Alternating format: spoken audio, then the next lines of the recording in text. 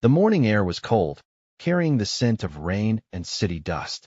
Outside the towering headquarters of Creston Industries, a man sat quietly near the entrance, wrapped in a torn blanket, his face shadowed beneath a worn cap.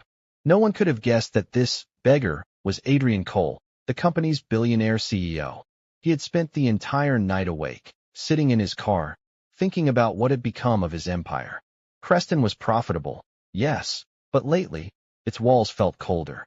Employees talked about quarterly targets, bonuses, and deadlines, yet compassion had vanished from their conversations. Adrian had built the company on humanity, and he feared it was gone.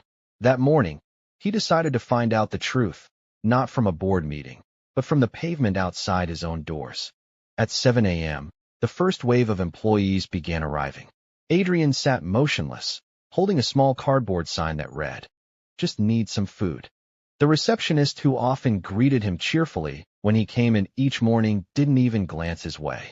A marketing executive stepped over his feet as if he didn't exist. Another man, wearing an expensive watch Adrian himself had gifted during last year's awards dinner, whispered something to a colleague. They both laughed as they walked away. Every rejection felt heavier than the last. He had given these people stable jobs, generous salaries, and opportunities.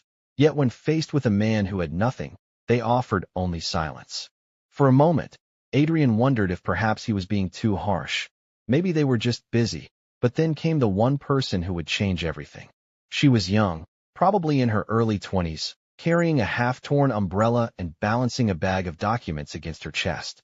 Her name tag read Maya Rivera, administrative assistant. She stopped when she saw him. For a few seconds, she hesitated, torn between compassion and fear.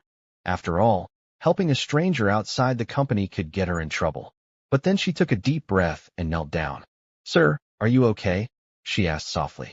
Adrian lifted his head slightly and mumbled, "Just hungry, haven't eaten since yesterday." Without saying a word, Maya reached into her small purse, pulled out her lunch, a sandwich and a banana, and placed them beside him. "It's not much," she said, "but please eat something." He looked at her, eyes glistening. "You're very kind," he whispered. She smiled. "We all need kindness sometimes." Then she stood up and disappeared into the revolving glass doors, leaving him stunned and speechless. Later that day, Adrian returned home and stared at himself in the mirror. The fake beard, the dirt smeared on his face, the exhaustion in his eyes. He had found his answer. The next morning, he arrived at work in his usual tailored suit, polished shoes, and calm authority. The office buzzed with nervous energy when he walked in unexpectedly. By noon, an urgent message flashed on every employee's screen. Mandatory meeting in the conference hall at 12:30. When everyone gathered, Adrian stood in front of them, expression unreadable. On the screen behind him appeared a photo, grainy security footage of the beggar sitting outside. "This man," Adrian began, his voice deep and controlled, "was sitting outside our company yesterday morning." Murmurs rippled through the crowd. "Most of you saw him," he continued, "but very few of you looked at him." The silence in the room was suffocating. Adrian let it stretch until people began to shift uncomfortably in their seats. Then he said the words that froze them all. "That man was me." Gasps echoed. Several employees turned pale. "I wanted to see how our company, treats people who have nothing. I was ignored, laughed at, and even insulted." His eyes swept the room like a storm. "Only one of you remembered what humanity means." He turned the screen again, now showing Maya kneeling beside him, offering food.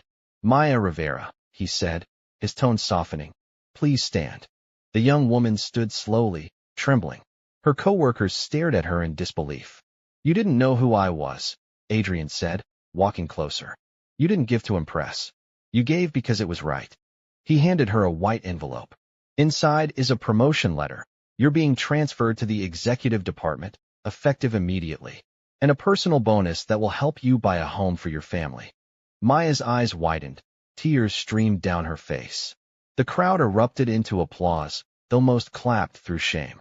Adrian turned to the rest and said quietly, "This company was never meant to be just machines and money. It was meant to build lives, not just our own." Then, before walking out, he added one last line that would echo through Creston Industries for years. "Remember, How you treat someone who can do nothing for you says everything about who you are. From that day onward, no one at Creston walked past a stranger the same way again. And the story of the CEO, who became a beggar, became a legend told to every new employee who joined the company. A reminder that power means nothing without compassion.